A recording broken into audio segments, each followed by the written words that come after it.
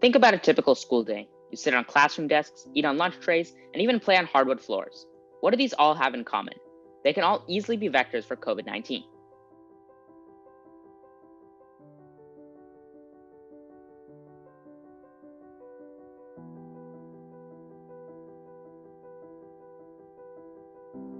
COVID-19 is a highly infectious and deadly virus that transmits through droplets on surfaces and through airborne particles across short distances.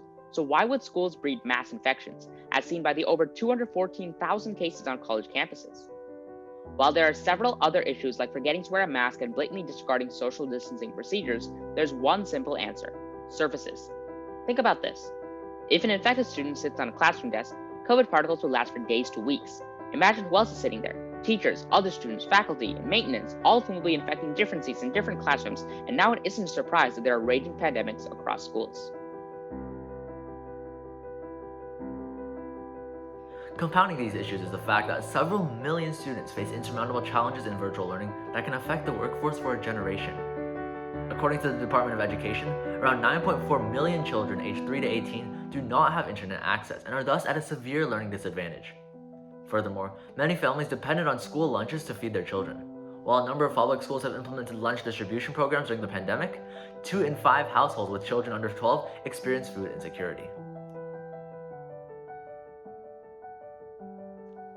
As schools slowly begin the journey of returning to normal, they must choose between the different reopening proposals, each with their own pros and cons. Ideal models would at the very least incorporate testing, contact tracing, small groups, and mask mandates.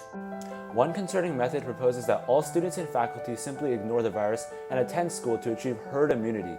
However, that process would lead to the majority of individuals contracting the deadly disease, inevitably leading to countless pointless deaths. The hybrid proposal places students in a half online, half in-person learning experience.